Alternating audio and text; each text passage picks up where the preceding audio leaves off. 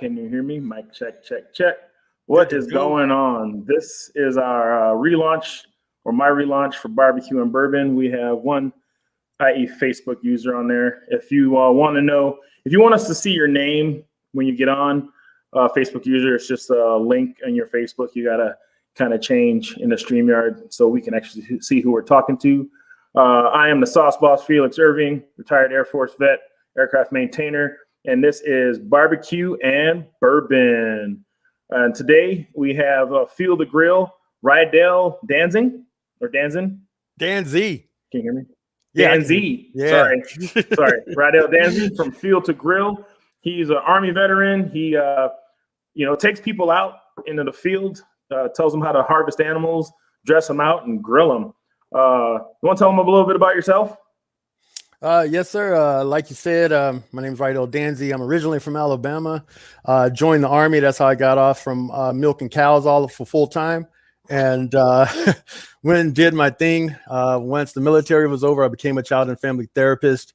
That led me into, I had always done like photography work, but that led me hardcore into photography. And I went back to my roots as far as getting back out into the woods, getting back up in the mountains.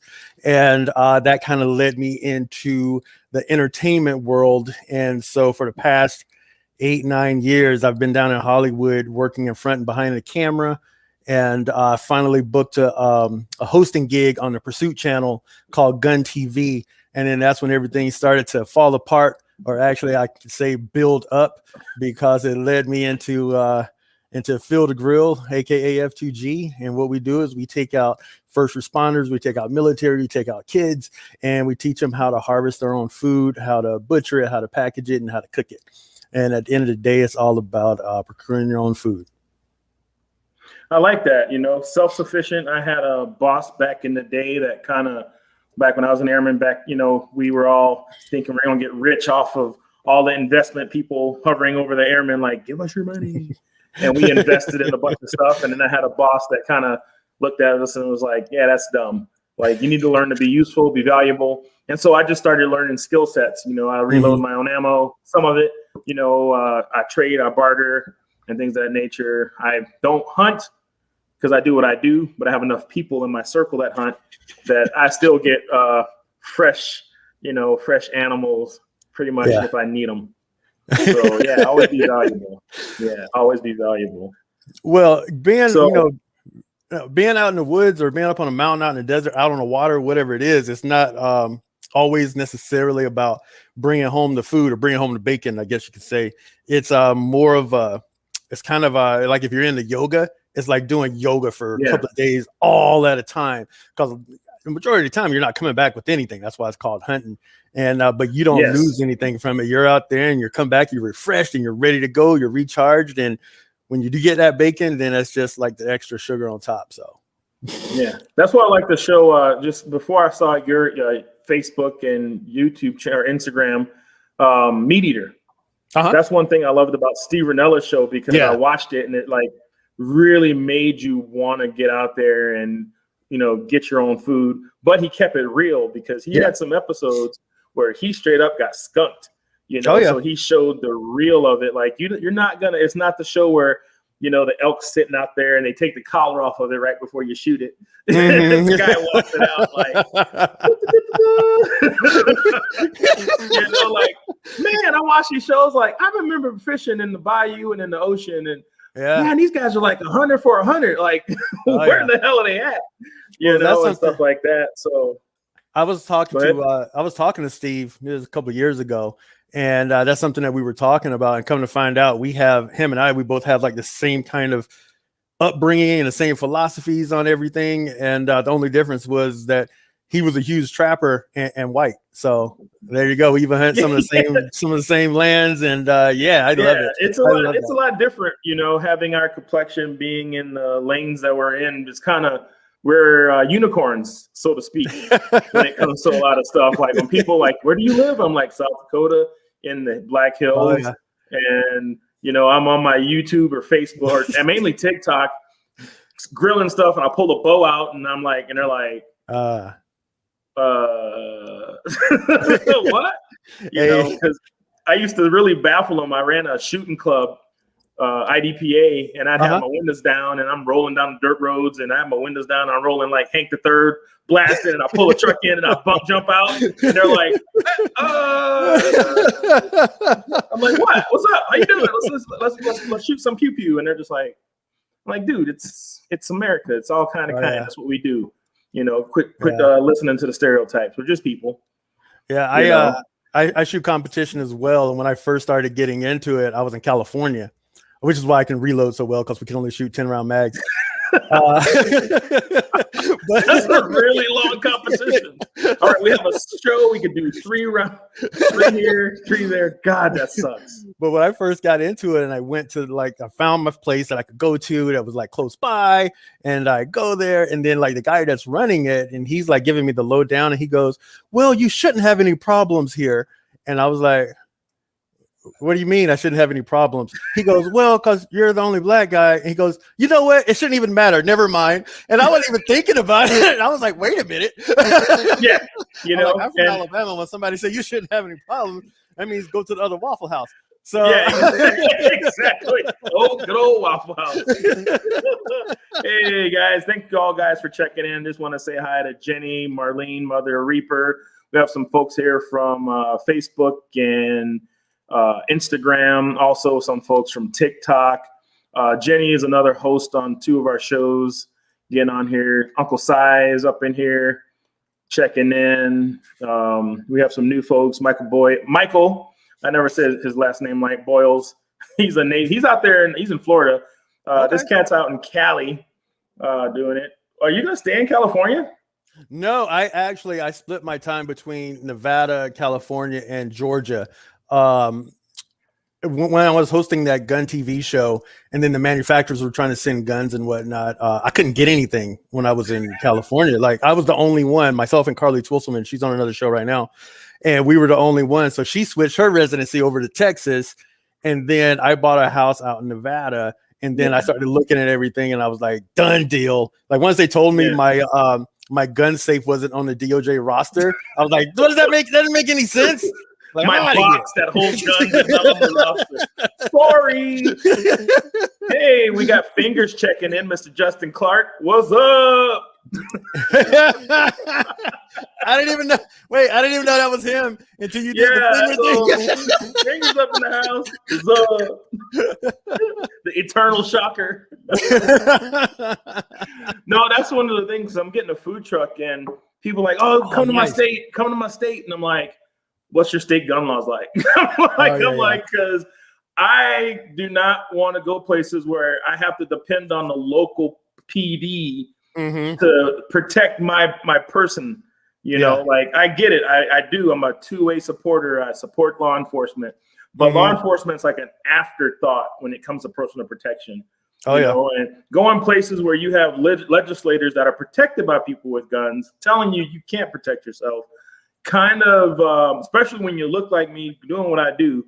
I'm sorry, I'm not stupid. I still want to be able to. So South Dakota is a very open, do we have some liberals rolling around? Some Cali folks. We got our eye on them. We give them a little tag on their car when they come in, like, oh, California, got you, Mark, take a picture, put you on the roster. But I really am, conscious of where I go, and, because I'm not gonna lie. I'm gonna be I will say I will be protected when I have my food trailer. So, it's one of those things. You can't run. You can't run in a food truck. Can't run. I'll have to get somebody, some Air Force. So I'll have to get somebody to design me some quick disconnect or explosive bolts on my trailer hitch in case shit gets real. No, you just said that, and I go all over the place.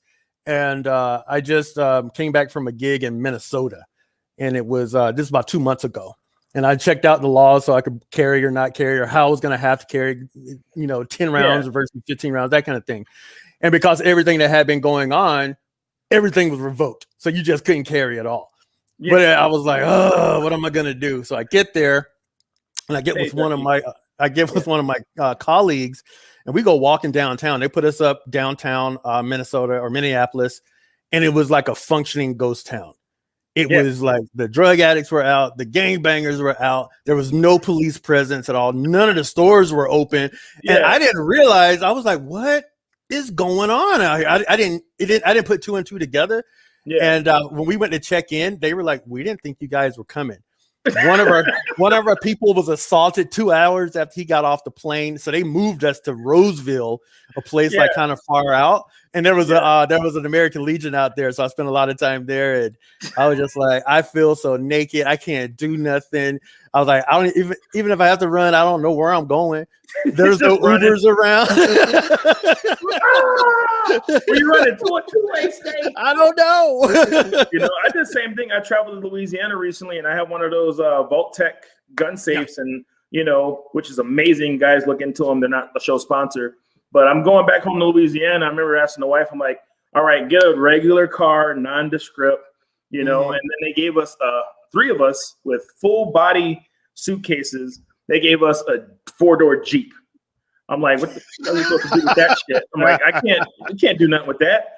And then I was like, well, can we have this Yukon? Like just regular Yukon? He goes, no, we can't have that. And I'm pointing at cars and trucks, and he goes, no. Then there's this, one of those things, I just said it. I saw this black Audi, an A8 or something, or whatever it is, or the high end one like this. I looked it up. This thing was like $90,000. Oh no. And I was just joking. I was like, can we get that? He goes, yeah. I'm like, that thing costs like 3 of the cars I asked for. And so we go start loading our stuff in, and I'm like, hey, I'll be right back. I go in the back of the car, pull my gun out, start loading it, put the mag in, rack, and get in there, put in the center console. And I was like, why? I'm like, well, first of all, we're in New Orleans now, and this is not a nondescript car. And the airport where the cars are is a very like people get jacked all the damn time. Yeah. So I literally had my first aid kit in the back of the car, strapped to the seat, gun in the center console, like rolling around Norland, like, hey, it's just what it is. Up in South Dakota, it's very vanilla. Don't really have to worry about it. Just a couple homeless folks and stuff like that. They have crime, but the cops here do their job, and it's not very. I say it's pretty. Like I said, it's a pretty safe place to live. So I generally don't really worry about it up here. You see crime. It's too cold for crime. Yeah, it's too. I've seen a car high-speed chase once. It was a Hyundai that got stolen, and the cop was chasing him. It was a pretty comical, but it was a high-speed chase. So, asking you, what got you into doing field to grill? Like, what got you wanting to take people out in the woods, and teaching them the skill set you learned? Well, for me, I grew up in the woods. I grew up, we either hunted or killed our own food. So that's how I grew up. And I thought everybody was like that until I joined the Army, and I've met people from New York that didn't even know how to drive a car. So I was baffled by that, just as they were baffled by me, because I didn't watch any professional sports, because all we had was Alabama and Auburn. And that was like it. I didn't have TV sports. Yeah, I didn't have TV till late in life. So time went on, and people would always ask me stuff. And I was the guy, like, we were out in the field, like, first, I didn't know stuff was illegal, and I would just kill a pig and then cook it, and then nobody said, you can't do that. I didn't know that until later. You just killed the squadron mascot. Like, what? I'm like, we're in the wild. It's fine. They're all over the place. But so wait. So I'm in Fort Lewis, which is where I ETS'd out of, up in Washington State. Yeah. And I'm pretty sure the statute of limitations have passed. If not, allegedly, this is what happened a few times. I got my first apartment, and it had a garbage disposal, and I was so happy that it had a garbage disposal, because I was like, "Oh, I'm rich now." Because rich people have garbage disposals. But there was a lake there, and the geese and the ducks would come up to your back door. Oh my God! I was like, "Oh, I'm set." And so I would just call them in whenever I needed something, and I would snatch them, clean them, cook them. I had no idea, and I was like, "What do you mean?" And then we got stuff hanging in the kitchen. Wait, I went on a walkabout up in the Chelan area, and I came across this small creek, and the salmon were just running. And I had never seen salmon besides on TV, like you see them in Alaska, and a bear snatching them. This is the first time I ever seen them, and I was like, "Daddy, I was like, you can just pick the fish up here with your hands. You don't even need to go fishing. So I was snatching them and eating them. And then I was told by the game warden that was against the law.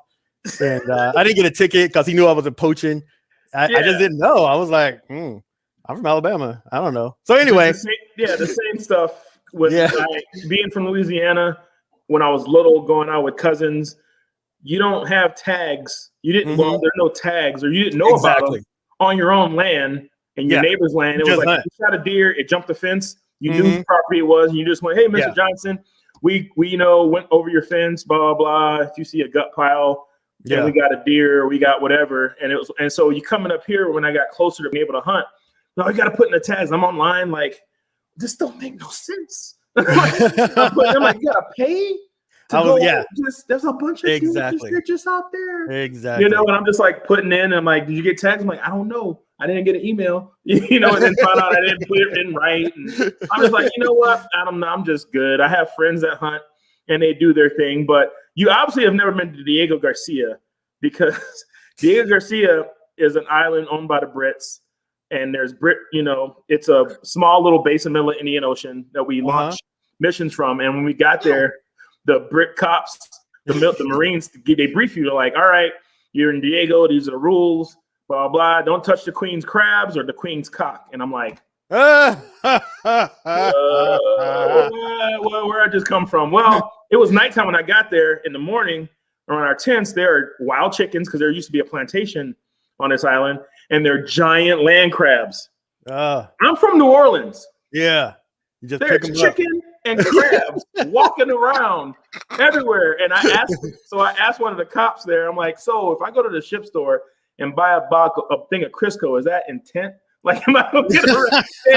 And he didn't, his friend got it and laughed, and he goes, what, mate? And I'm like, I'm like, well, am I going to get arrested for intent? And he goes, because the bloke's black. And I'm like,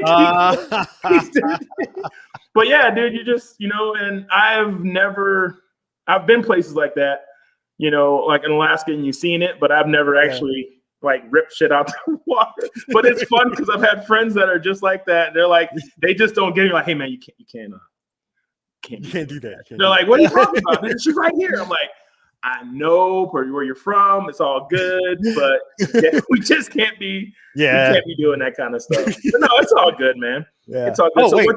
Wait, so to answer your question, because I didn't even answer your question. I started talking about something else. So the way I got into doing it was when I was hosting that show. I mean, I was already, if you had a question, I would help you out. If you had any, I was always doing that. I'm always on the team of, if you're trying to help yourself, I'll help you. Yeah. And so when I was on that show, one of my co-hosts, Amy Robbins, she owns Alexo Athletica, those gun-toting yoga pants.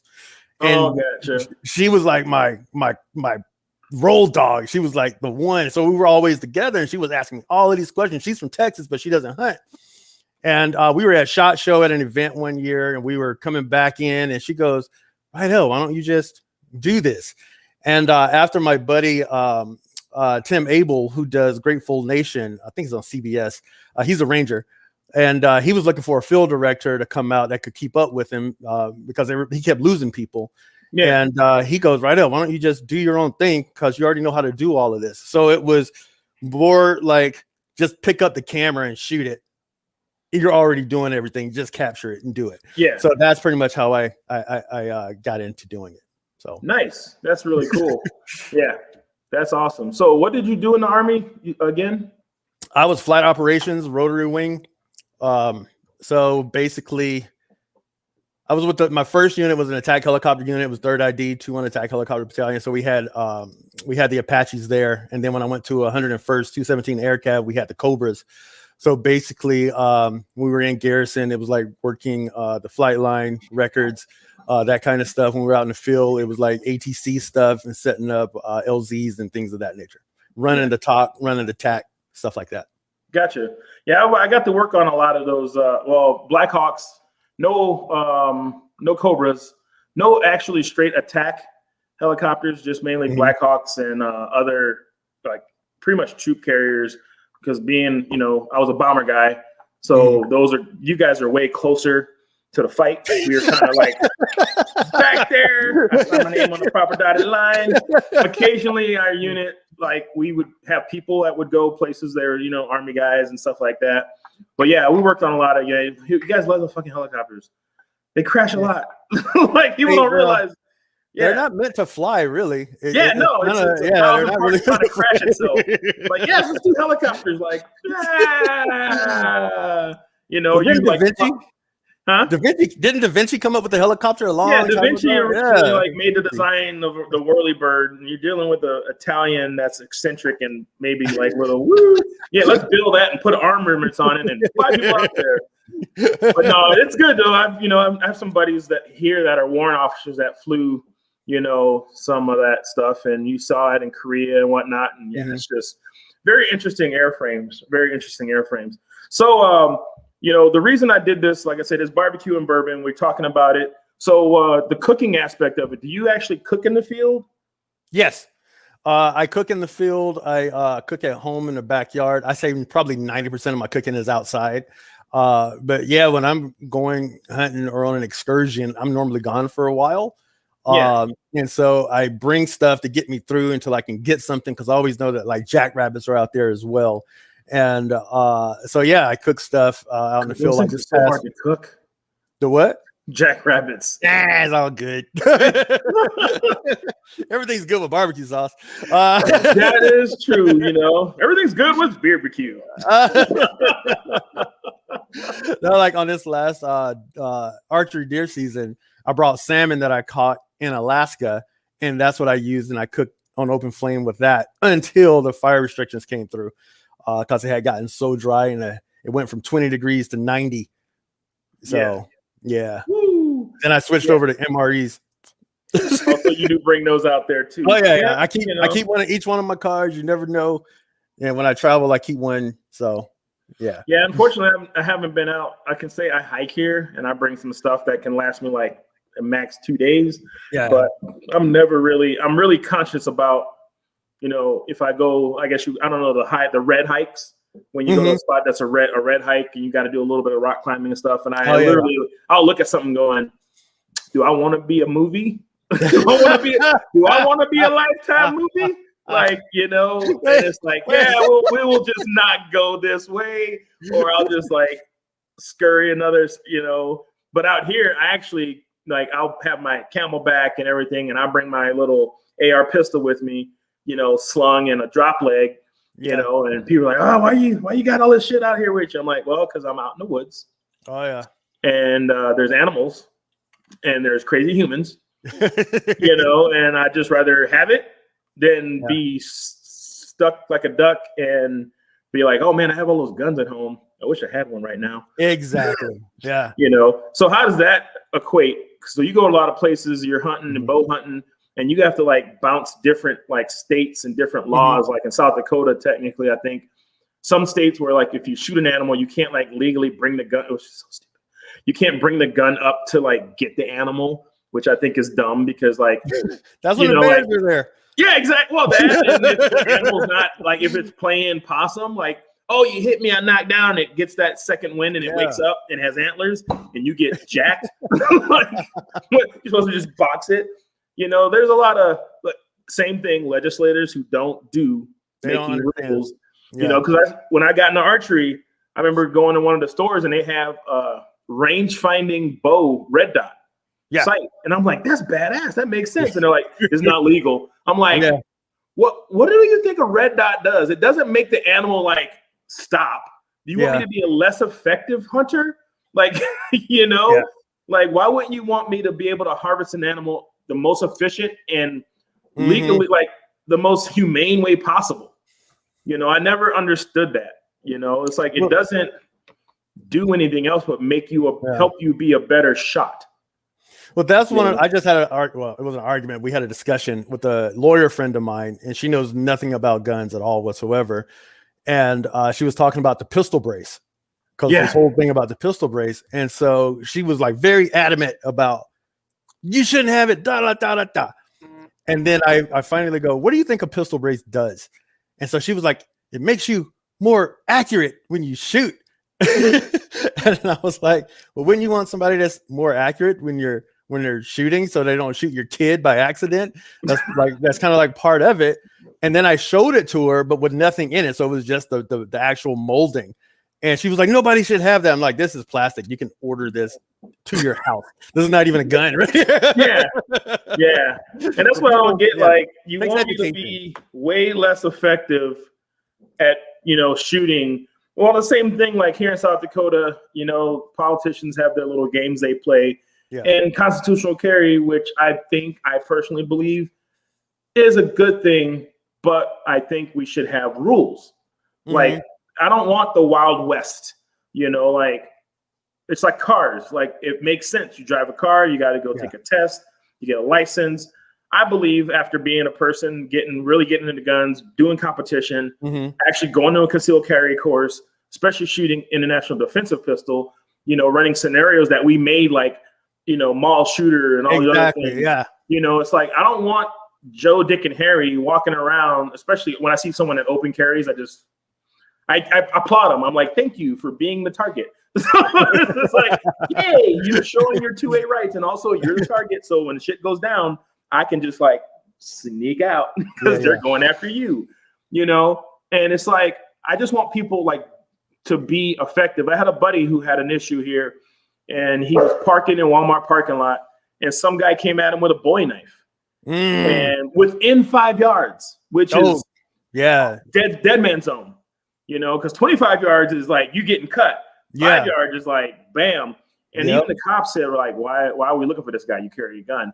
And I brought him out in the hills here, and I was really in the competition at the time.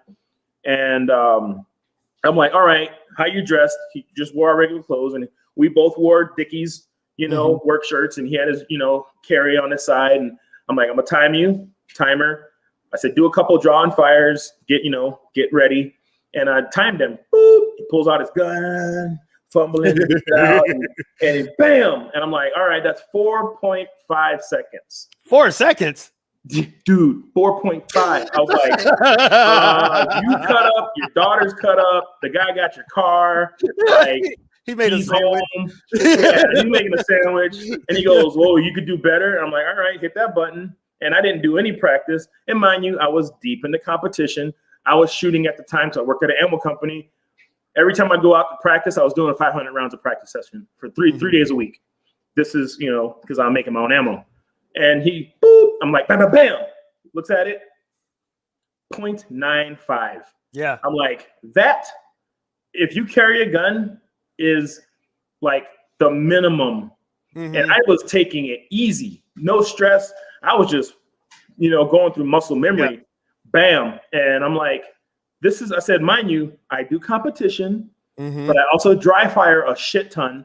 Yep. And a shit ton was like 20 minutes a day, a couple minutes here and there. I pull my gun out, no one's home, empty it, load it, and then go around like picture TV or watching TV, pull it out, like unload. Oh, watching something on TV, bam, bam, bam, repetition. And I'm like, it's about taking the ability and responsibility to be like a better practitioner and carrying something that could end a life.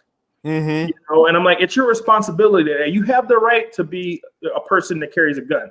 It's your right, but you have the responsibility to the people that you're carrying this around to be as proficient as you want. And that was a big thing. Like when we ran the club, we tried to get a lot of law enforcement to come. We gave them free, like, you could shoot your duty rig for free, do this for free, like come in. I want you to be better. Like, I don't want you to try to save my life and you're a shitty shot. Exactly. And they just wouldn't buy in, And I don't know if it was because who I was or what I looked like or whatever. I was just as open as I can be just to get people to come in. And they never bought into it. When I talk to a lot of other people in the 2A community, they look at me like sideways like a dog, like that's more gun laws. I'm like, no, that's just common sense. Like, I'm not looking for restrictions, but like when grandpa can't drive the caddy no more, you can't not own it. You just can't bring it out in public. You can still go hunting. You can bring the caddy like on a trailer to a empty parking lot and drive it around. But I just don't want you carrying that, I don't want you driving that caddy on the road where you can hurt other people. Yeah. Because that is a responsibility. Because people don't know what they don't know. And as a competitive shooter, when you diss a shot, Off to the side, every bullet has a body on it. Exactly. That's a little kid. That's some neighbor right there that you just missed. And my fear is like, I'm all for everybody. If you're legally able to carry, I'm all for it. With that being said, with this whole surgence of new gun owners that we just had, I kind of want there to be some kind of competency training in order to have that firearm, only because we've had like no ammo. So now you have these new gun owners that can't even go out and practice ever.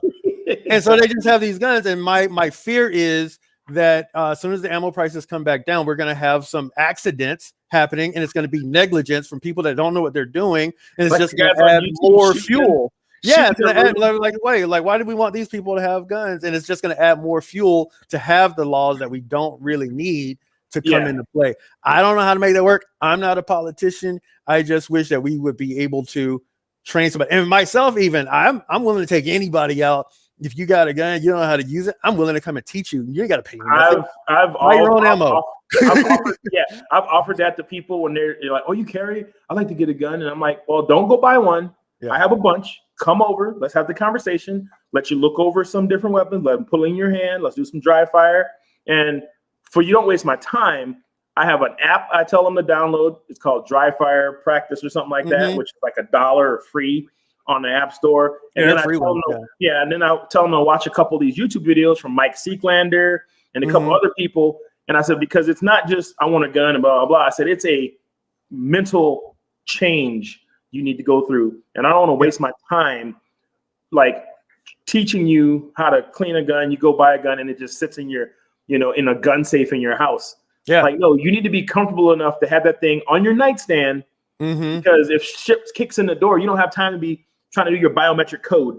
Yeah. I'm like, well, if I'm in my house right now, I got one on my hip. Bam, let's go. You know what I mean? Like it's that apparent because doors do get kicked in. Like I remember when I got to Oklahoma, got stationed in Oklahoma, my friends were like, "Yeah, man, they be kicking in doors in Oklahoma." I'm like, "What?" He goes, "Yeah, man, people just come in through and kick your door in." And I was like, I'm from New Orleans and I don't hear that kind of shit. Like, what kind of wild shit going on in Oklahoma? And I lived in a really good part of town, but it kind of made me a little more like, oh shit, I got a kid, I got a wife. I don't need people like you kick the door in, you're definitely gonna be getting kicked back out. And so I just came get 9mm rounds, 50 rounds for $25. Yeah, 9mm is gold. And I got a gold mine right over there. As soon as my brother called me, he was in Georgia, and he was like, "Hey, would you happen to have any like spare ammo?" And I get my ammo at a discount. I still don't have a sponsor, but I get it at a discount. And well, that stopped once everything happened. And I was like, "Dude, you're in Georgia. Just go buy some ammo at Walmart." And he was like, "No, man, everybody's out down here, and everything's like 4 or 5 times the amount." And I hadn't even looked, so I went online and I looked, and I was like, "What the hell?" And I immediately just stopped shooting. I was like, okay, I'm going to conserve what I have right now. And I reload. Luckily, I reload, and I have friends that I can get some stuff from because they have accounts with because they're manufacturers. So I can piggyback on a purchase when I really need to. Yeah. But I have a lot. And that's the same thing. It's like people are like, man, I said, I can't sell you ammo, dude. I can't do that. It's not legal. Can't sell you ammo. I said, but I can give you some ammo if you, so I've done a little horse trading for bourbon. Oh, yeah. Hey man, give a case, and I'm just like, man, and I'm not even gouging. I'll just, all right, that sounds fair for this and that and other thing, because I'm like, I'm not gonna get ATF knocking on my door say you sold. I'm like, I gave it to him, and he gave me some liquor, or you know what I mean? It's one of those things. But yeah, I like what you do, especially seeing like the lane of you showing people what you're passionate about, and just kind of teaching them to do what they do. Is kind of how I run BBQ. I've always been that guy. I'm from Louisiana, so I'm always the cook, the brother on the grill. Literally, it was kind of a joke, but not really. You go to a barbecue and I'd not be on the grill and people come in like, well, what are you doing? I'm just chilling, having a drink. Like, why are you not cooking? I'm like, well, because he's on the grill. They're like, but you all right. Yep. I'm just like, All right, cool. What's up? Hold on a second. Talk to your people on the thing. I think somebody's here. Hold on a second. All right, no problem. How you guys doing? Hey, this is as real as it gets. Thank you guys for getting on. Like and share. Get this out there. We're going to be doing this weekly. I'm lining up another person in the barbecue food industry for next week. So, yeah, it's just kind of what it is. Sorry that we were a couple minutes late. We had a little issue with getting stuff out there. And, yeah, dude's cat seems awesome. He's a fellow vet. So I will let me share a screen while he's gone real quick. I actually pulled up his field to stream information on here, so you can see his stuff. Field to stream. That looks like a heart. Yeah, that was last week. Yeah, that's a heart. He looks like he has this. It looks like eggs or something with cheese. A pork chop. That was actually country style pork ribs. Okay, I saw the bone. Yeah, it's like, that's a pork chop. All right, got some gear on there. You got to get him a BBQ sticker to put on that. I'll take it. That thermos. Oh yeah, you're gonna have a box coming, brother. Don't worry, you have a box coming. Well, the cool thing is, like, what you do. Like I said, I have a lot of friends that hunt, and one of the products that I do make, I took all my seasonings and I actually have them. Oh, and I see VetQ. I know that cat. He is a cool dude. Oh yeah, I use a lot of their stuff. Yeah, it's cool. That's gonna be changing. But anyway, as a matter of fact, that pork style barbecue. Yeah, dang it, the pork ribs. Yeah, I actually smothered it in the gold sauce. Yeah, that's what I did with it. Yeah. I'm gonna have to definitely send you some BBQ up in there, up the game. Sorry, Steve, but I do this full time, son.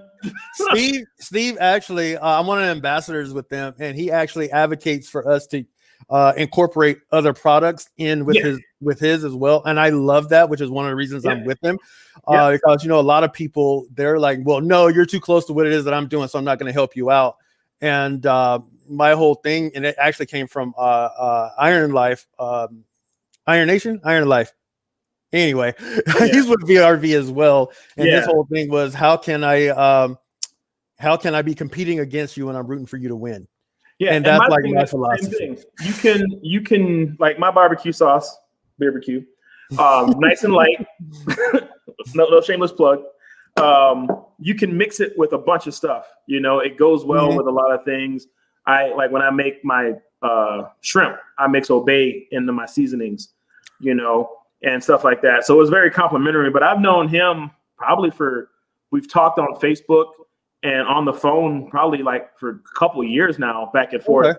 It's been a while since I reached out and talked to him because I've just been super busy, and he was going on a different lane, giving everything to veterans, but because he had a job he liked to do. Yeah. Me doing the same thing, trying to give back, but actually trying to build a business, like trying to build my business at the same time. I wish I can do that, but then I'd have to like work for other people. And after doing what I did in the manufacturing world, you get out there in the civilian sector, you're like, how the hell do you people put your pants on every damn day? Like, you have no rules. It's the Wild West. But one of the things that I do, talking back about like what you cooking and going out in the field, my seasoning packets are little 2-ounce packets.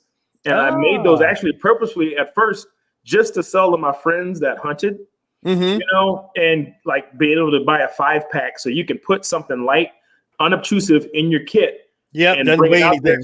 Yeah, it wouldn't weigh anything. But also we put them in little foil packs that are silver because, the whole, you're out in the field, some shit happens, you have this little foil thing you could tie to a tree. You can use it.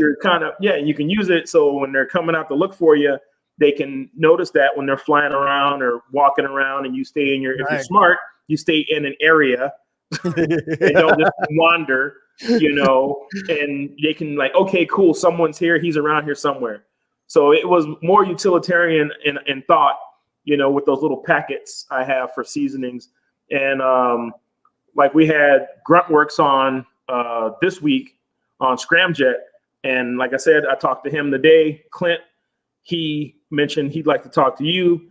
And that's what I like to doing. That's what I did in the Air Force. I brought people together, and I've been doing that since I've been out. just kind of getting folks that can help each other out and kind of cross-pollinate ideas together, because I'm going to be sending him a bunch of stuff so he can put them in packs and send them out with his orders. And I'm going to be sending you a box so you could try out, BBQ and, just the help, in any way I can to further the message, because I think it's something good. It was a no-brainer after talking to, Justin. I was like, man, I'm looking for I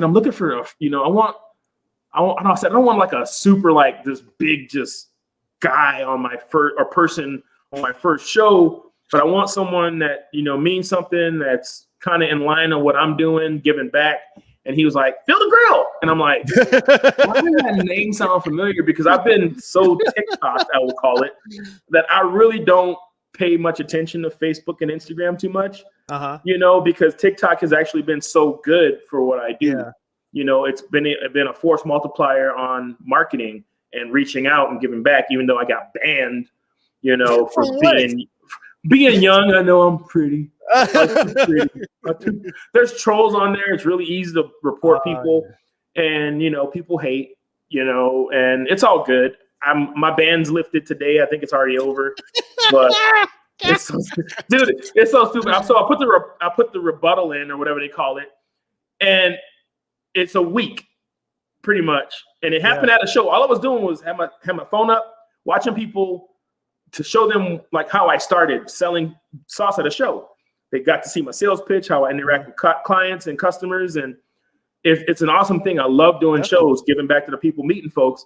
And I turn around and the camera's off, and I'm like, it says age requirements now. I'm like, hey, I'm 46 years old. Like, am I too old? But like I said, people can get on there and ban you for whatever they want, which I think is horse cocky, But it's like I said, it's a force multiplier. It's something you might want to look into, because once people see the real, got a little technical difficulties. Is it me? Is it him? Is it Maybelline? Maybe it's Maybelline. He done paused.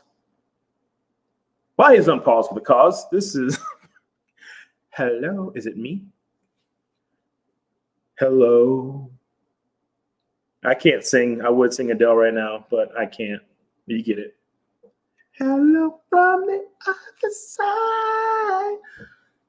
It wouldn't be a show without a little bit of technical difficulties.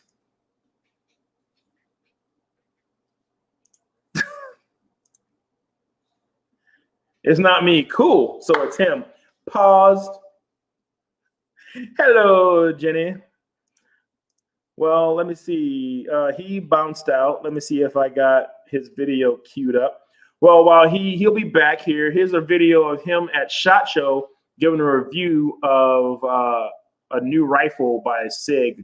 I'm guessing this was a couple years ago, because I believe this has already been out. Hey everybody, this is Rydell Danzig. We are out here at SIG Range Day. We're about to test out the all-new lightweight SIG Cross Rifle. This is the all-new SIG Cross Rifle. It has a folding stock.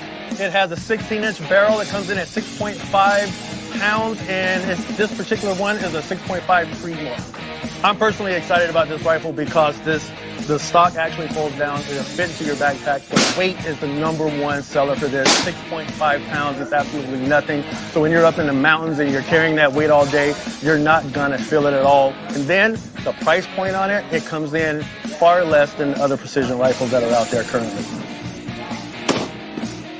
If you're in the military, you're a sniper, you're a sharpshooter, you're an expert, you're gonna find this very comfortable because it is on the AR platform. It has the pistol grip, and you can change out the barrel at will at home anytime you want to. This particular rifle, it is made for precision long-range shooting.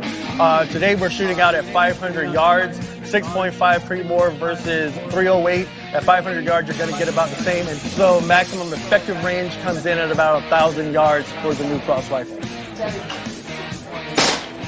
Keep a lookout for the SIG Cross. It's gonna be at one of your dealers real soon.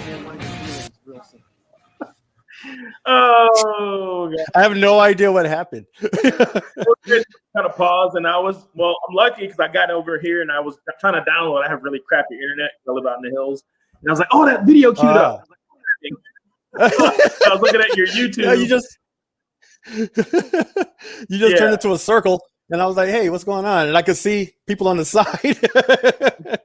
Yeah, everyone's like, "It's not you, it's him." And I was like, "Hello from the other side." It's cool. Like I've had, as a retired guy, because I'm also retired. Did you retire or you separate? No, I separated. Got you.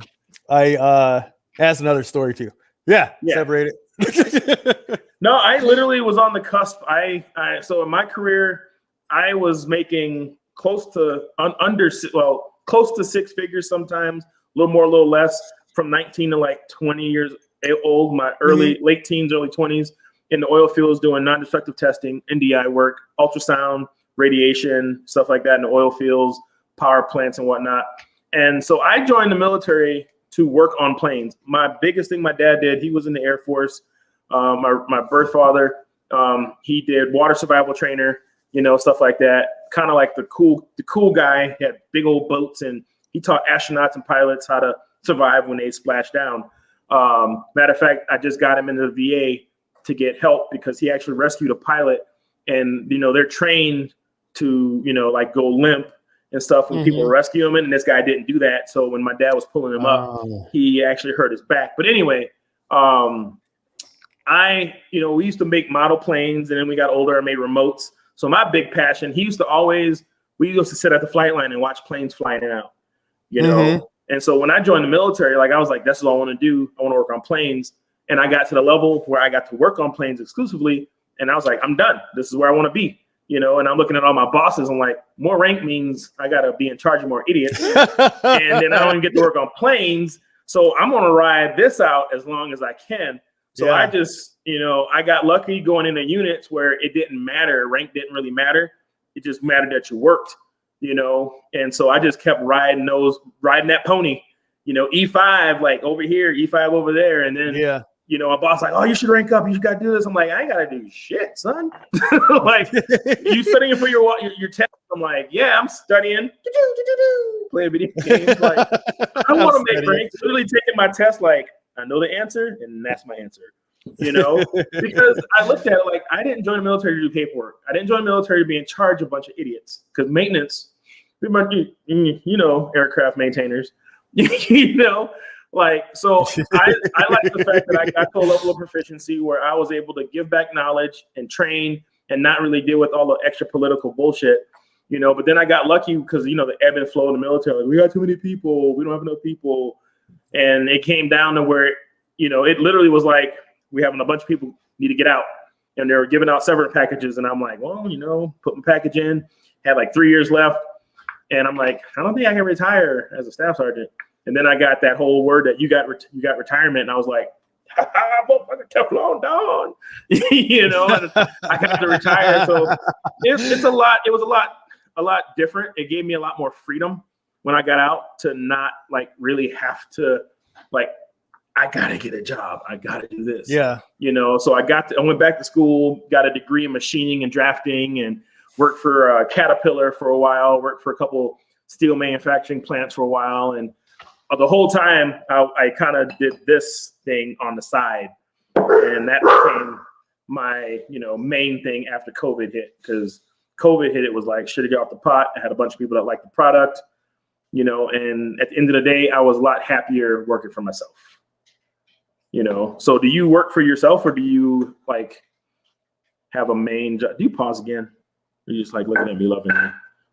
He just paused again. There we go. He's back. I was like, man, my story's not that interesting. He's looking at me really lovingly. He said, head cocked. I was like,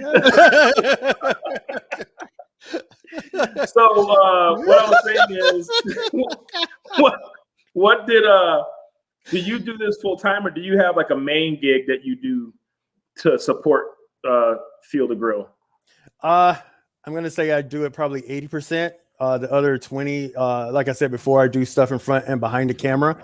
Yeah. So I work also at mainstream as well. And for the longest, I would have to hide the fact that I hunted, or the fact that I was into firearms and things of that nature. And then after the show, that's when I had my epiphany and came out of the closet, I guess you could say. And I like guns. Yeah. And I was like, this is what I do.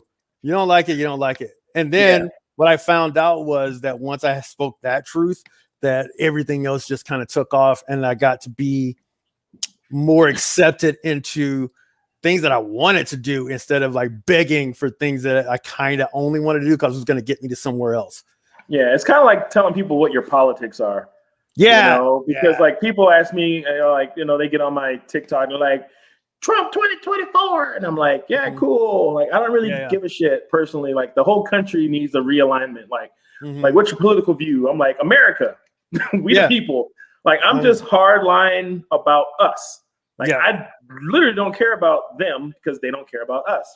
I care about us, and whatever us is. Like, I tell people jokingly, but really, if I had my food truck during the riots, I would love to light my smoker and just roll through town, start putting up tables with security, and just start putting out plates and see who sits down, because everyone got to eat. Everyone got to eat. Barbecue brings people. Like, what I do, what you do, brings more people together. Now, mind you, yours is a little more polarizing because there are people like, I don't kill animals, blah, blah, blah. But you know, you can put this on your kale. You can put this on your, you know, you could do whatever. So it's more inclusive, and I'm just trying to bring everyone together to show that we have more commonality than we have differences. Oh yeah, 100%. Yeah. And what I've noticed is that the people who are against hunting, or that start out like, oh, you're this or you're that, blah blah blah, once they find out like what it is that I do and how I don't waste any of the animal and everything has a purpose, and I'm like, and it's ethical. Especially the ones that are not even vegetarians. Like, once they learn that, you know, a pound of beef has 100 cows in it versus a pound of elk has the one elk that you killed and you get to eat off of for a year or two.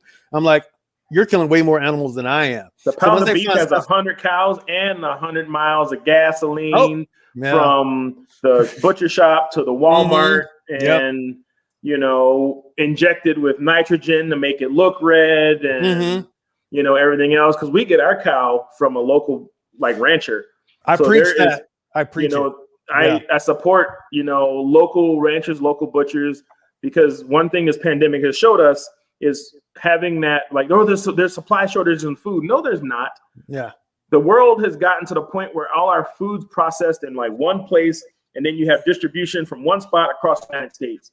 The country wasn't born on that. Every town had a stockade. Its own thing. Yep. Every town had butchers and this and that. So every town was able to sustain itself, had farms and everything else, you know. And it's one thing that I started doing, but I had to quit because people quit taking it from me. But I quit throwing my organic waste in the garbage, because organic waste is not supposed to go to the dump. And I would put all my organic waste in this recycle bin, and any friends of mine that wanted to use it for refuge, that garden and stuff, I would bring it to them or come and get it. But then I, you know, doing what I do, I had so much that I had to quit doing it. And then I live out in the hills, and I don't want to just walk out 100 yards and put it outside of my property. I can, but I'm not trying to attract, you know, the wrong kind of critters to come to my state, because we got mews here, meows. What's that? Know, mountain lions. Oh, you can eat them too. They're delicious. I know you can. I tell them around my house. You know, I got, you know, I have a nice herd of deer I like around here. I just don't want mountain lions like here. I don't mind them being there. Mind you, I have 5 dogs. My neighbor has like 3 hunting dogs. You know, so we coming out here. I'll be sitting outside smoking. Her name is Annie. She's a blue tick coonhound. Oh yeah. And you hear, and I'm like, I'm sorry. My bad. Finn's like, what's the point? Yeah, I got 3 Old English bulldogs, which is a bad idea. Don't do that shit. do meth instead. It's way better. And then I have 2 old boxer mastiffs. So bulldog. That many bulldogs. It's and he's looking at me right now like, you motherfucker. We have a sofa here. He's literally eyeballing me over the sofa. He's eyeballing me over the sofa. Oh, I see him now. Yeah, what are you talking about, Dad? What are you talking about?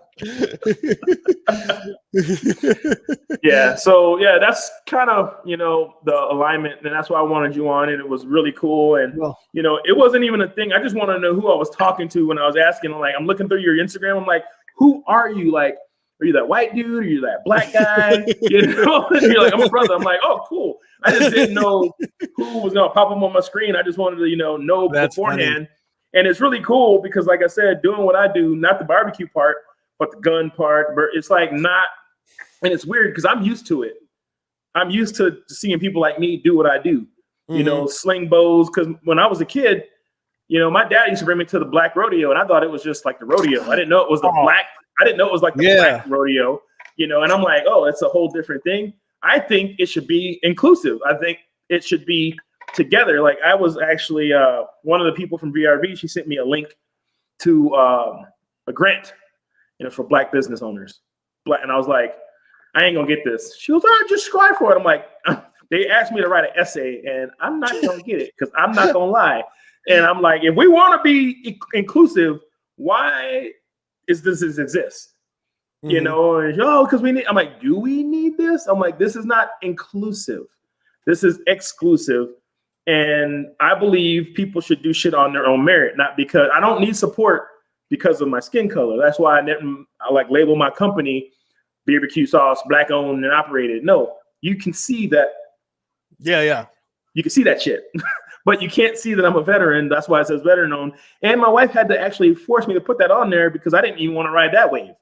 I just wanted to run off the merits of my barbecue sauce. But she goes, well, just be proud. I'm like, I'm not proud, but just like when I was in the military, I didn't do shit for like accolades. I didn't do it for praise. I didn't do it. I did it to serve my country because that's what was in my heart. And so, yeah, it helps. I know people that come and buy my stuff just because I'm a veteran. Hell, I met a guy here in town at a show one day, and he's like, he walked by, he looked at me, he walked up, he's like, where you from? I'm like, Louisiana. He goes, all right, I'll buy one of each. I'm like, you don't want to taste it? He goes, no offense, but you're a black dude from Louisiana. I'm gonna buy you barbecue sauce. Like, you know what? I love your honesty, sir. Yeah, you're fucking right. I'd say the same thing. Because if you from South Dakota, I wouldn't be buying this shit. That's true. Yeah, that's true. It's honest. It's honest. I'm the same way with pecan pie. So it kind of depends. And that goes to like you were talking about the Bill Pickett, the rodeo. So I was just at the first televised rodeo. It was a month ago, I think it was. Yeah. And I've always known about it. I didn't know that was the first televised version of it ever. And it's 2021, right? Yep. And so I was like, how has this not ever been televised? It's part of PBR. So like you said, it should be inclusive. And there's tons of black people, not tons. There's a lot of black people that's in the rodeo, like in the PBR, the mainstream one. Yeah. I think that to take away from the Bill Pickett rodeo and make it just like throw it in there, it'll get lost, that tradition and the reasons as to why it even came about to begin with. Yeah. And I saw this 11-year-old boy took like first place. He was like a champion, and this other kid, he was doing it, but his dad and his granddad did it, but because it was a different time, and by a different time I'm talking early 2000s, like they are not getting a chance that this kid is getting. And so they're going to be able to excel like that and then go into the mainstream. And that's what I see, because I've seen it, and it's like that dude is just as good as that cat. It's kind of like I look at it like they did baseball back in the day. Like someone said Babe Ruth should get an asterisk next to all his home runs because he wasn't competing against black guy. Any minorities, and it makes sense. It's like one of my favorite comedians, Bill Burr, who's a black woman. Well, you know what he said? When he was talking about playing basketball, he goes, "You want me to D what? You want to D him up? Dude, that's 400 years genetically breeding the best person to be a slave, and you want me, Irishman, little short redhead, to go D him up? Like LeBron James, me, like genetics. Like it's just one of those things. But no, I like it, and I get to tradition, and a lot of things need to, tradition matters. But like I said, I'm a big person that's about inclusivity, like just bringing it all together. Let's mix it all up because we are the people, you know what I mean? And it's just, to me, that's what I strive for. Being a Navy brat, living around the world, I never ran into the black thing until I was in college, actually, and I was at a bar with some of the guys on a football team, and I looked at this redhead chick, and they were like, "We don't do that around here." I'm like, "What?" Like, I was like, girls? Like, you guys need to tell me some shit. They're like, no, we don't be mixing it up because it's not worth it. I'm like, yeah, I'm not gonna really go with that. Holla, how you doing? You know, and she was just excited. And she was, why are you talking to me? I'm like, yeah, you got everything I like, you know. But so I've always had that lane in my head that everyone is the same. You live and die on your word and your merit and what you bring to society, you know. So, and I know it's a lot different in a lot of different places. I've been blessed not to have to deal with that, I guess you want to say it, you know, because I've always brought my grandma, my great-grandparents, my parents always told me the one big thing is knowledge is power and freedom. So just don't be dumb. Yeah. You'll be free, you know. So we're at the top of the hour, and at the top of the hour, generally, I usually do an advertisement for my stuff. But since this is barbecue and bourbon and we've been talking for a minute, I'm going to pull out some bourbon for the inaugural relaunch of barbecue and bourbon. I have my Blanton's. This is my very favorite bourbon made by Buffalo Trace. And you did say you were a bourbon drinker? Yes, sir. What do you got? I picked up my Horse Soldier, also veteran owned. You said whore? Horse, like a horse.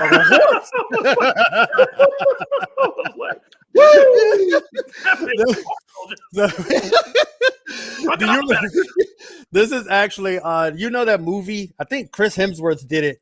And the unit went out on the horses, and they went and got the Taliban. Yeah, it's those guys. It's those guys there. And then on each one of these, this little metal piece is a piece of the Twin Towers. Holy shit! Yeah. So, and they're just now getting into like the barbecue spicy stuff as well. So nice. This is what I'm drinking, liking it, digging it. Crack this open. It's been a minute. This has already been cracked. I'm just gonna pour it. If you're a Blanton's fan, this is an L. I already have all my letters, but I love Blanton's because you follow that right there. I have my little thing back there with all my little horses on it. Ah, shaky. Oh yeah, I've already done that. I got a bunch of fallen soldiers under the cabinet. Light pour right there. Hey, there you go, sir. Cheers. Cheers. Bam. Cheers, everybody.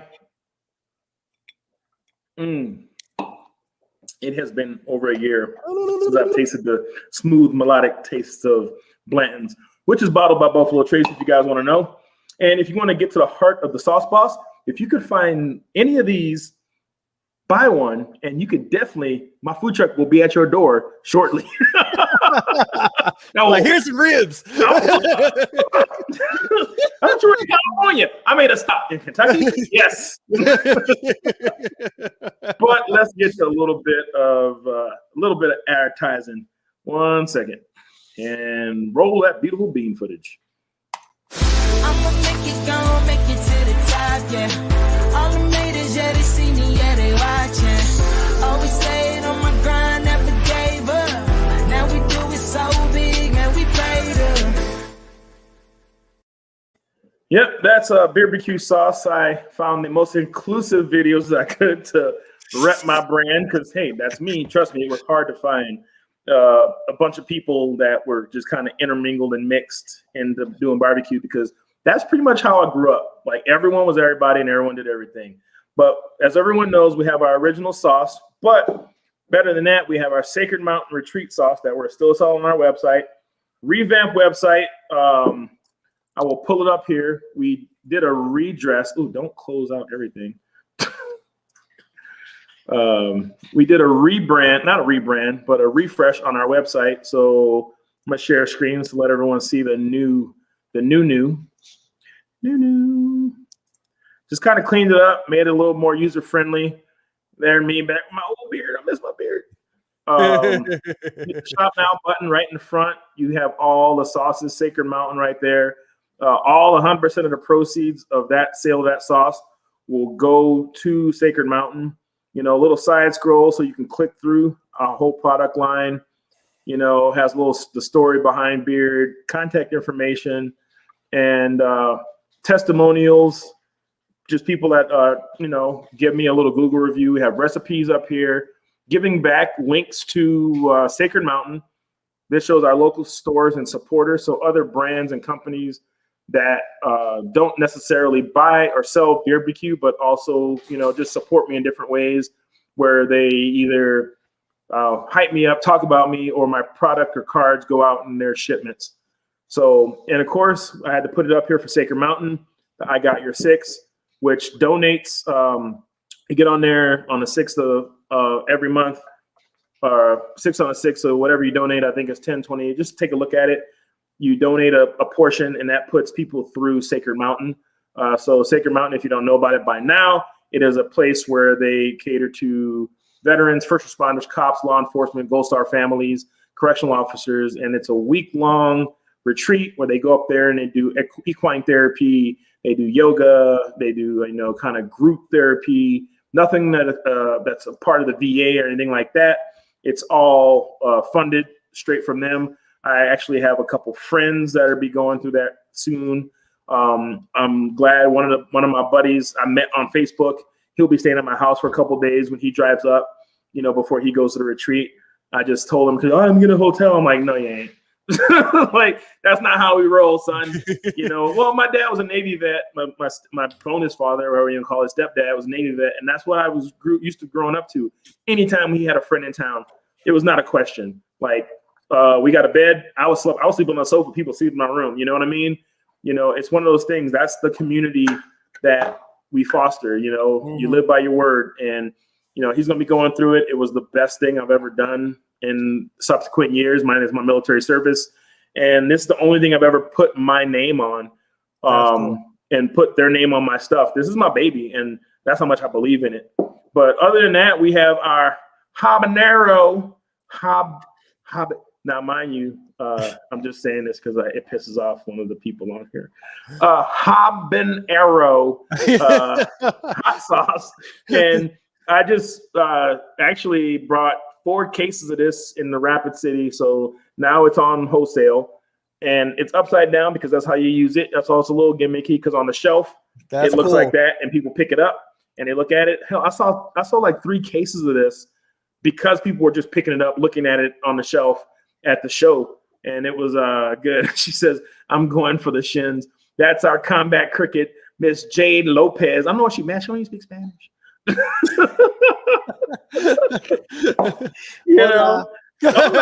goes, what?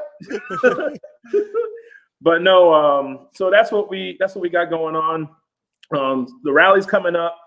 We have another big show coming up. So if you want your supply of BBQ sauce, you better hit our website, better get on there and get stuff out, because the rally's I'm gonna be a whole week. Literally, you won't really see me on social media because where I'm gonna be is gonna be in a social media Wi-Fi dead zone, which is gonna be amazing.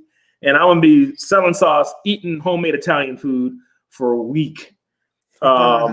So yeah, I should have probably started working out a little more before this endeavor. So I'm just gonna be turning my jeans into skinny jeans without having to pay skinny jean prices. And so I'm serious. I called my co-packer yesterday, and he goes, "Man, jars are short. What do you need?" And I told him what I needed. And I'm getting like a mini resupply on a lot of stuff.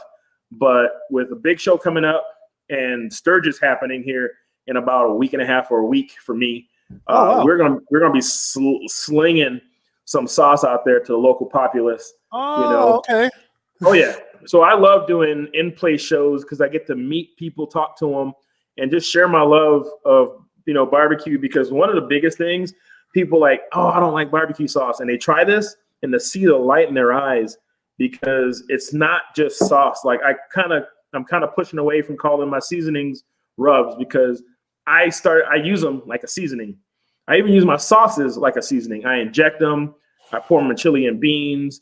I use them as a dip. Like we have a new sauce coming out. It's coffee sauce. It's going to be a dipping sauce. We have a pumpkin spice sauce coming out, and I'm no apologies. It's good. It's going to be another dipping sauce. You put that stuff on pork, it is killer. And that's going to be a seasonal thing. And like Dave said, Uncle Cy down here, our resident Army vet, he was a heavy equipment mechanic, back in the day. He's the one that started the Army. So if you want to say hi to your dad, that'll be him right there. Uncle Cy. He was like, Jesus' second cousin Him and another cat started the army.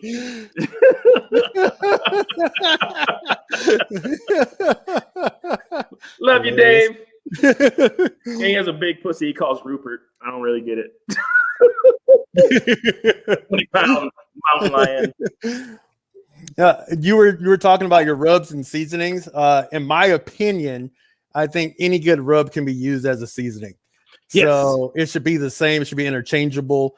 And I'm interested in that coffee that you're doing. I do a lot of coffee rubs.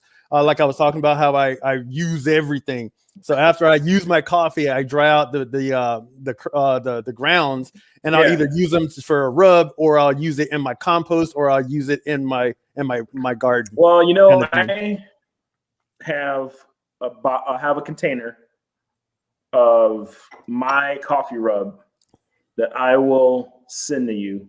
My last one.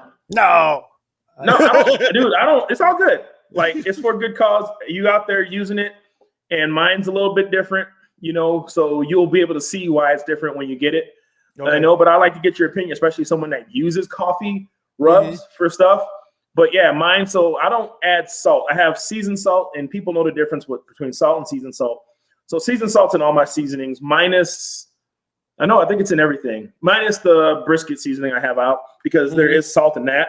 But I cook with salt. So when I use my like mustard rub, or mustard seasoning on stuff, I still pull out my Himalayan sea salt, and I'll sprinkle, like I did pork belly recently.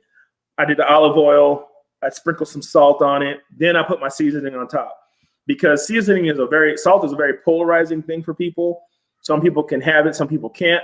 So I just negated it from my seasonings. Like the first go round, I had it in when I first started it, but I like things a little more salty than other people, you know. So to take that away and let you do your own thing, and I tell people honestly, like, yeah, there's no salt added, my seasoned salt, so you can add the salt to it. That's something easy, because I want people to be able to even with my sauce, I don't add any salt besides what's in any of the seasonings into this sucker, you know, because I want you to be able to conglomerate your flavor and your taste.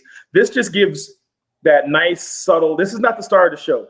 The food, that animal that sacrificed its life by stepping out into the field in the wrong time, you know, should be the star. Should be the star of the show. Or for me, once I got hit by the car on my birthday.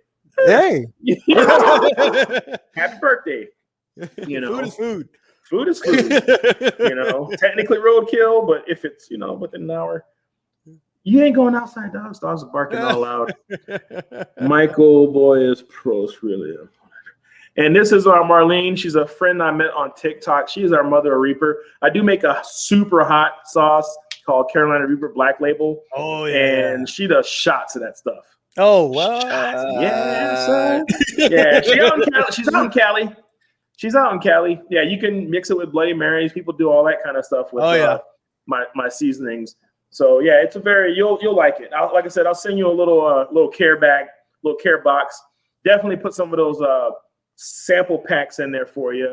Since you're a hunter, you can get out there, put them in your kit, and also have some stuff for home and whatnot. So so through your journey, we're gonna get into a little bit of family. So through your military career right now, are you married, you know, doing the normal thing, or did you go in married, or how'd that work out? Well, went in at 17 and a half, but I guess that's not really saying anything nowadays. Get married at 15 or 14. And you're from Alabama, so you know, take your sister with you. Yeah, so that's my sister wife. And I have a son brother.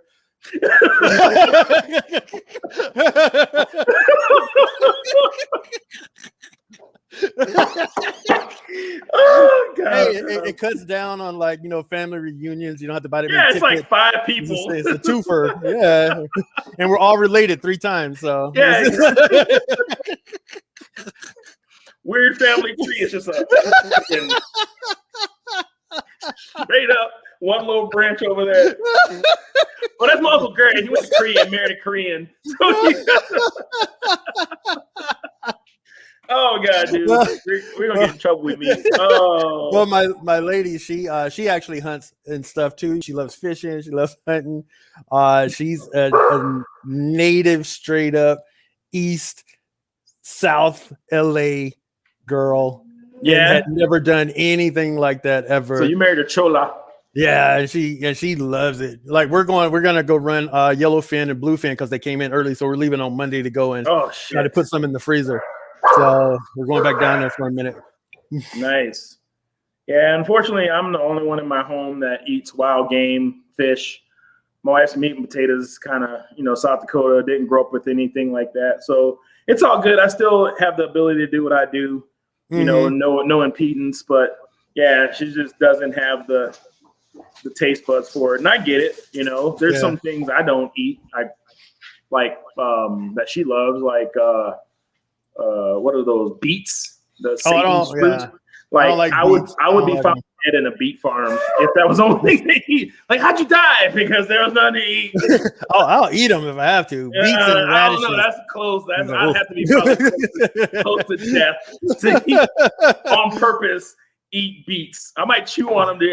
Come save me.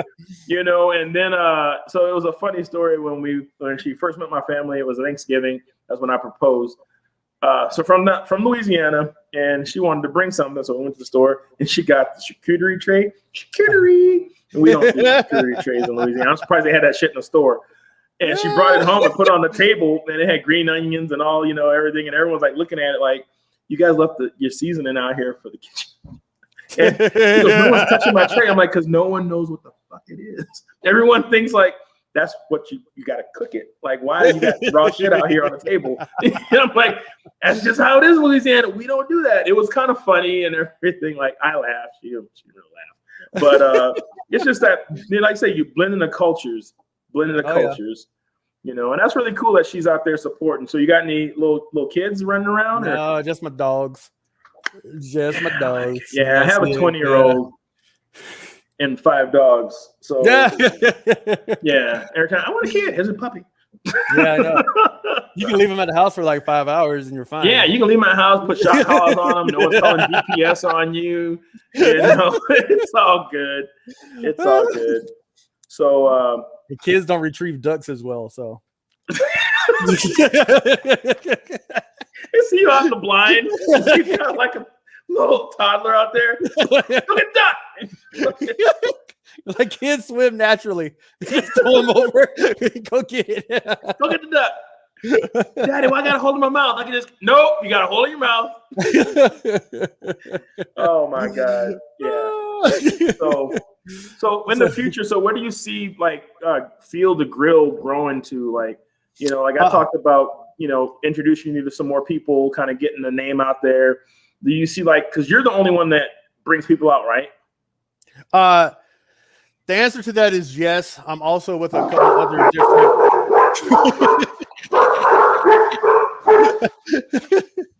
I'm also with a couple of other different organizations. One is TFO, which is the Fallen Outdoors, and that's national. That's a 501c, and we take out all veterans. With another one here, I'm on the board for that, and we take out 80% and above severely disabled veterans. And so it kind of just depends on the situation.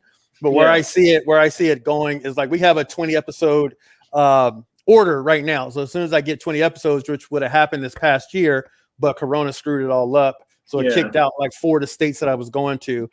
So I pushed it back a year. So I see that happening to be on TV. And then I'm up for a couple of other shows right now. And we're currently trying to figure out how to get me into Canada to do a 12-day shoot. So that's kind of weird talk. I've talked to some Canadians, and even Canadians are like here and are like, yeah, it cost me $2,000 to stay in this hotel to get quarantined. And I got to spend another week over here. And I'm like, dude, it's Canada. Like, why? Yeah. But Canada, like I was stationed in Minot, and even back in the day before this whole thing, this is like, oh shit.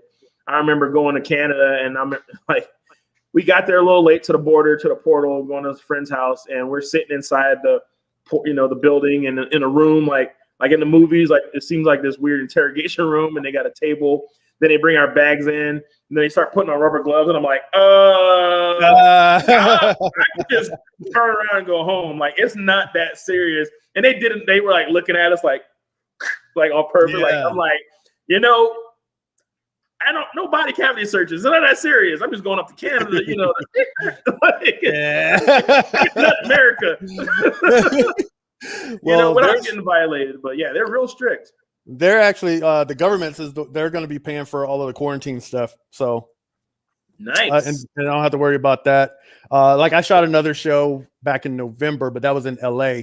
And I had to get quarantined for that. So they put me up for like 2 weeks down in West Hollywood. And what the hell did you in LA? Were you hunting people? No, it was a TV show. Oh, so it was they put me up for 14 days to do a 4-day shoot.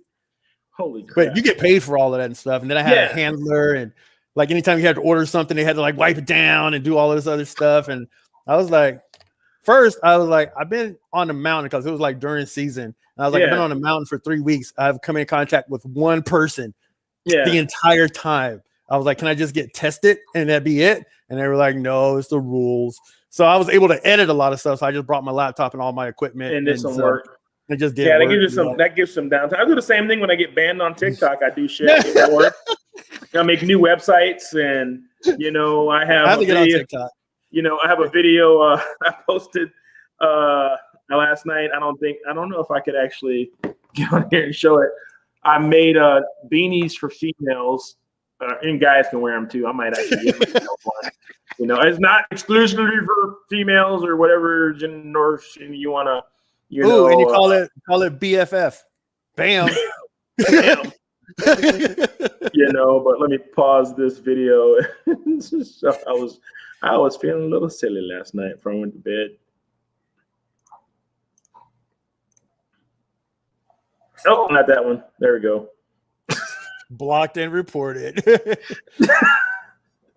I can see that. I can see guys wearing that. Yeah, they rock that. You know, real men wear balls. You know, working on it. Still working on it. Yeah, that's my TikTok. That's me talking about being reported. Yeah. Oh, I got reported for this one. What? TikTok. What does it tell you got reported or something? Yeah, it was like this video has been taken down because you could have serious injury. I literally was at a stop sign. I was at a stoplight and I hit record, and it automatically stops the video once it's done recording because it only gives you so many seconds. Mm-hmm. And then when I got to where I was going, I just literally put the video on my, you know, like default that holds it. Yeah. And when I get to a place, I can do my do and launch it. Like I wasn't like using my phone while I was driving, but hell, one day I took my glasses off, my sunglasses off, and they were like, I got a 30-minute ban. And I was like, what? They're like, dangerous content. I'm like, am I too sexy? My eyes. You're making me feel like I shouldn't even get on TikTok. That's what you're making me feel like. Well, no, it's like literally. I think it's not still with its issues. Like every social media platform is going to have issues. Facebook has them. You know, talking a lot of like even our content doesn't outreach to certain people. I tell them hit YouTube. So if you really want to follow us and get the notifications that the shows are gonna pop, you know, get on our YouTubes and get the notifications because nothing stops a YouTube notification. Hell, you get them when you don't want them. So like we're broadcasting over my Facebook, Veterans Anonymous Facebook, my personal, my business page for BBQ, Veterans Anonymous's YouTube, my YouTube, and a Twitch stream right now. So we have a couple different avenues for people to watch, but talking to a lot of veteran organizations that we don't get. Like I was talking to Uncle Si Dave today, and he goes, dude, I don't get the notifications when we're live.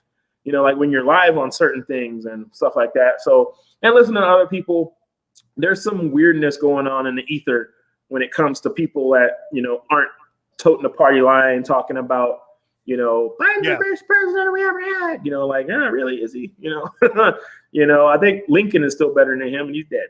But you know, that might get me banned. You never know.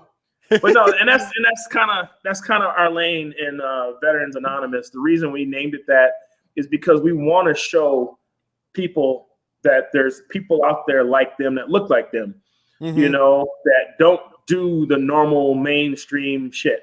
You know, we have a brother who does barbecue sauce, and I, you know, have a bunch of dogs. I live out in the middle of the hills in South Dakota. I do bow stuff. I reload ammo.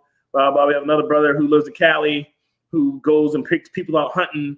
and stuff like that. You know, we have a young lady who was a jet engine mechanic, you know, and now she quilts and does crazy TikTok videos. And she's a veteran, you know. That'll be Mrs. Jenny right here. Like, you're too, dude. Aww. You like make sure you watching her shit. Don't be drinking nothing because you will spit it up or choke. You know. Like Dave said, I got banned for eating chicken soup one day. I guess it's supposed to be fried chicken soup. I didn't know. Oh, crochet, quilting, whatever, grandma. Wait, don't you have to crochet quilts? Is that not true? No. Crocheting is like your beanie, and a quilt is like sewing. Right? Is that right, Jenny? Potato with tomato, you know. Yeah, you sew quilts. I was correct. She just said yes. You sew quilts. And you quilt sews. And I can't sew. So what? That's Oh, we're talking about getting reported. So we took myself and some first responders took 60 kids out for the youth duck hunt this past season. Mm-hmm. And so we recorded everything, shot it. It was a whole entire deal. Sportsman's Warehouse got involved. Rock Island Army got involved. They donated guns and all kinds of stuff. So it gets reported because of violence, because kids were shooting guns, and they were there with their parents, and they were there with their, older brothers and sisters, and stuff like that. And it was kind of like you were saying, showing other people, was like, oh yeah, you can do this as well. In my mind, it was like, hey kids, you don't have to play video games all the time. This is like a real life video game. It's like a real life duck hunt. Yeah, you get something from it, but they were like, no, kids and guns, you can't do it. I was like, oh, all right, whatever. Yeah, just it's one of those things, and until I think someone said it, like, until we have another. I think one of the people I follow on TikTok, she was a senior NCO or officer in the Air Force.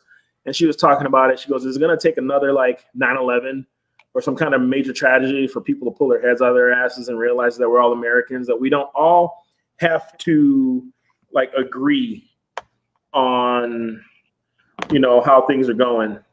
Well, you know what? I think before that happened, we were already there because we were able to have conversations with people we didn't agree with, and it would be fine. And you can still have a beer with that same person, or you guys can fight and nobody try to kill each other. It's just like a fight, and it's done and it's over with. Yeah. And then somewhere after the camaraderie, after the 9/11, all of that stuff started going away to where if you thought differently from me, then you're the enemy. And you can't grow that way. And I don't think that it's going to take another 9/11. If this whole COVID situation that happened this past year and a half didn't, unite us, then I think that a complete shutdown of all computers and Skynet is what's going to do it, because then you're going to be forced just to be with your neighbors, and that's it. Yeah, and talk to people, because I told people, like, being out here in South Dakota, I'm a Mason, part Illuminati, and it was one of those things, like, growing up, Masons were all, like, in my community, Masons were all black guys, and you have white dudes that are Masons, and kid, you don't really look at it. And then I remember getting my invite, and there was a guy I knew, older white guy, who invited me to be a Mason. And I remember calling my cousin, who's one. I'm like, "Hey, bro," he goes, "What's up?" I'm like, "I just got invited to to join the Brotherhood, the Masons." He goes, "Oh, that's awesome." I'm like, "Yeah, it was a white guy." He goes, "Oh, amazing." I'm like, is that how it goes? He goes, "Yeah, dude." He goes, "We're trying to bring everything back together, because it's the division because of history and stuff like that." Mm-hmm. But I tell people America's not that bad right now. If you don't listen to the media, you don't let them push their narrative. Oh, like, I'm a black dude in South Dakota who can sit in any room with any group of people, and I don't have any issues. Mm-hmm. Like, we just talk. We talk. Talk. "Hey, young man, how you doing?" And I'm sitting here talking to these old farmers and old ranchers, who technically from the media telling me that they don't like me. They're not supposed to like you. Exactly. They're not supposed to like me. They're not supposed to blah, blah, blah. And then when they found out I'm a veteran, that is just like, "Oh, you're a veteran. My dad was in the war. I couldn't join." Mm-hmm. And, like, I talked to a guy recently who, I don't remember where we talked, but he was in the military, but his dad couldn't join. And his dad couldn't go to World War II. And so he was with a bunch of vets, and they were talking about their dads and blah, blah, blah. And I never stand on my dad's shoulders touting what he did. That's his thing, but he served. Okay, cool. And everyone's like, yeah, my dad did this, my dad did that. And they're like, what's your dad do? And he goes, my dad wasn't in the war. And they're like, was he a coward? And he goes, you got like 2 seconds. Well, the thing is, the draft board didn't let his dad into the military because he was a tool and die manufacturer. Oh. And the military's like, no, motherfucker, you need to go back to the plant and build shit. Like, because people need to realize, like, everyone has their own story. Everyone has their own way to serve their country. It doesn't. Like, it's not exclusive to us because we went into, for me, the military was the easiest option. You know, like, I wanted to work on planes. I wanted to serve my country. Like, that's a direct line. It's set up for you, you know, but for the people that didn't join and they're still good citizens, they still give back, that takes more of your time. That takes more effort because you have to put in your own time. It's not thrust upon you. You're not signed up and committed. You're not in this organization that automatically de facto makes you, you know, give back and serve. So I tell people, like, it's not about me being in the military or you being in the military. It's about you just being a good person. You know, that's what it takes. A bunch of good people doing good shit. And I think at the end of the day, I think we're better off than a lot of people think we are. Oh, no, I 100,000% agree with that. I mean, for the simple fact that people have the ability to sit and complain about their coffee not being at a certain temperature from Starbucks is the epitome that we're okay. So when you go to another country or you go to some other states or you go to other people's households and you see how they're living and they're, for the most part, they're still happy and they don't have anywhere near the luxuries that our homeless people have. I think that we're in a good spot. I think that we just keep getting pitted against each other. And for the ones who don't pay attention to any of that, we're content, but we're not also not, you know, out there, you know, having a protest about it and saying, hey, everybody just get along. It's like, well, I got to go to work tomorrow. So my neighbor's okay. And my grandma's okay. And so, yeah, we're happy. And that's what it is. Yeah, my whole is okay. And I say, you know, the reason I served is for your freedom of speech to say and do what you want, because that's America. You have the freedom to go chase tornadoes. You have the freedom to be as dumb as you want. Like, I tell a story about hanging out with some Marine buddies when I was, you know, out in Florida, and this guy was burning an American flag, and I caught it out the corner of my eye, and I was like, oh, look at that. And he goes, what? And he, you know, did what Marines do. Like, ran over and, you know, handled the situation. And I kind of looked for a couple seconds, like, what are you going to do? I'm like, well, I'm going to walk over there before he gets to a felony. And I stopped him. I'm like, hey, man, no, you know, okay, that's the last kick. You know, get him up. Hey, man, come on, you good? Hey, come on, you can still walk. Let's put your eye back in, that kind of stuff. And okay, move on. And I'm like, but you still have to live with the repercussions of your actions, even though you have 100%. The freedom, but other people have the freedom to express themselves. Mind you, my buddy probably expressed himself a little poorly, not too articulate, but guess what? It's America. You know, like my old bosses say, do what your rank can handle. And my dad said, same thing, do whatever your ass can handle. Because my dad's like, should you do this? And you think about it, my dad was in the chief of the Navy. I used to think like, if I get in this car with my buddies and we go do some dumb shit, like what's like the cops gonna call, what's Chief Jones gonna do to me? And that is literally how my brain called my dad Chief Jones. It didn't say dad. It was like, I remember being in school. I had 2 stepsisters from the hood. And my dad would I go to the bathroom, walk down the hall, and I see my dad in uniform at school. And I'm like, I don't need to pee no more. I go back to class. I'm like, what did I do? Why is he doing? I'm like, oh, he's not here for me. He is here for my sister. Like, my sister was always the one fighting. I was like, all right, cool. But then I thought, damn it, because my dad was very fair. One does something, all get whoopings. I never liked that rule. I thought it was dumb. But that's how it works, man. That's how it works. All for one, one for all. But that's also where I got my negotiation skills. Yeah. I'm like, Dad, I can't control her. Like, she from the hood. He's like, well, you're the big brother. I'm like, ah. Well, growing up in Alabama, well, it was an extremely racist place. It's a racist environment. I thought that's how it was everywhere. I'm talking like the Klan has their yearly march every year. I thought they were everywhere till I left. So you know the rules, you know what's what, but at the same time, we all still got along. Like our burial grounds go back to the 1700s. So it's like deep rooted. And the families have all grown up together, white, black, Indian, all of this, all together. And so fast forward to me being in Hermosa Beach, California, and I was with a black Brazilian. I was with a very dark-skinned Italian, a white girl, and me. And we were dancing. And this white lady comes up to the white girl and calls her a nigger lover. Ooh. And I just kind of like blew it off because I'm like, it taught me a lot of patience. It does. It kind of blew me. I just blew out like, whatever. And so then the white girl that was with us, she's the only one that's like just freaking the fuck out, and she's going off. And I'm like, we need to leave because if the cops show up right now, all they're gonna see is like these three dark individuals and this one person. They're gonna get us first, kind of thing. We going to jail or getting shot. So we're leaving, and in the car she goes, "How come you're not as upset as I am?" And I was like, "Oh, I'm extremely upset," but I was like, I grew up with it. Taught me patience. Nothing. We weren't going to change that lady's mind at all whatsoever. And I said, plus it's America. I was like, she can say whatever the fuck she wants. And I said, it's what we do. We can spend a night in jail, or we can just go on about our business and go have some fun. Like I told people, that word is a trigger word for people to do something dumb.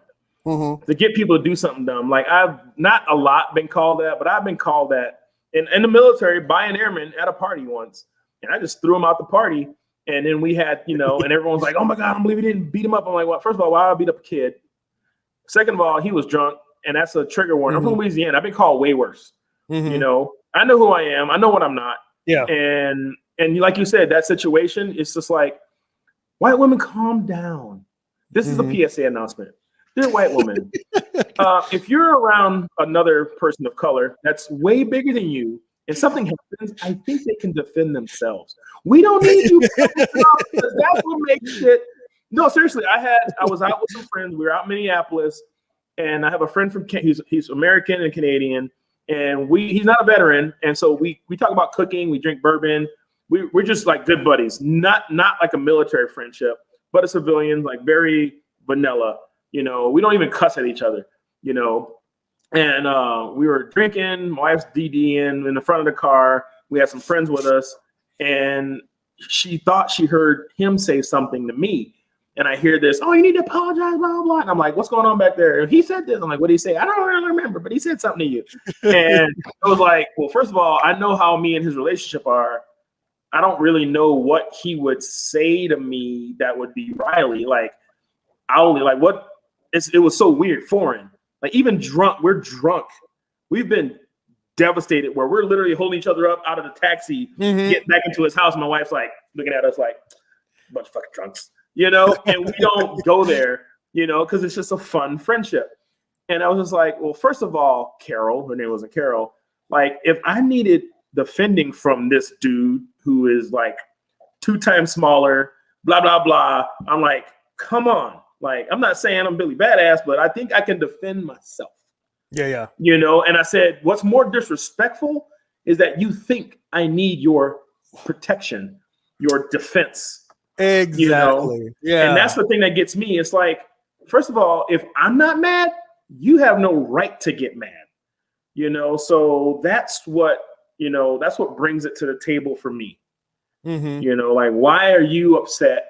And I'm upset. But I know how to be calm. I know how to not escalate the situation because, like it was a joke TikTok, but someone did it yesterday. I saw, there's videos of people like, "What if I break in your house?" And there was this guy, it was these two shorter white women. They're like, "What if we do when you break in your house?" And there's a black guy. He's on the phone. He goes, "Hello, 911. You go, "Yeah. These 2 white women broke in your house." They're like, "Okay." And he goes, "I'm black." And he goes, "What? I'm under arrest." Like, it's my house. He goes, "You're under arrest." I'm like, "I'm on the phone." Like these two, and that's just the thing. Like, that's funny. People need to realize their voices carry more weight in society than they think they do. They think they're helping out the situation when they're not. They need to kind of step back and look at, you're not a social justice warrior. We don't need that. That's why America is in the issue it's in now, because we got all these people thinking that they're helping and they're not helping. The strategic outrage. Yeah, they're not helping the situation. Well, but No, this has been a pretty amazing show. I do appreciate you getting on. I'm offended by vanilla. Yeah, let's ban vanilla. Put some beans in it. It's Vanilla made bean. from beaver anuses. And actually, look it up. Look it up. Get out of here. Good dude. Vanilla What? extract. Beaver anuses. It's made from vanilla bean. Yeah, the good shit. But, maybe Google. Are you talking Google about the imitation stuff? vanilla. How you gonna make me spell? It's right there, unless he spelled it wrong. Vanilla beaver glands. Yeah, artificial vanilla extracts made from beaver glands. Interesting. I wonder if I can make that myself. Research that. That'll be a TikTok video right there. That's the National Geographic. Beaver butt emits goo used for vanilla flavoring. Okay. So go ahead and buy that imitation vanilla. Well, I get the good stuff, but Yeah, now I that buy you the good say shit. that, because I'm going to be trapping for beaver this season, and so I'm going to see if I can. It's something that you can make at the house. That'll be my first TikTok video. I just literally got a call from a person at a place here in town about Blanton's, and I'm like, yes. What they say, they have it in stock or something? Yep. It could be a trap, and guess what? I'm gonna fall into it. It's a trap. Blanton's like, what the hell? He got into the back of the Blanton van. Got back to the Blanton van and walked up the Blanton boat. It's like a boat with a bunch of guys in colonial uniforms. Free cruises for Blanton. Like, I'm on it. He should have known it was spelled with 2 T's. Lowercase b. And there was a cow on the top of the bottle. Damn it. Should have my glasses on. So any final remarks? I'm going to have to get off here in a little bit.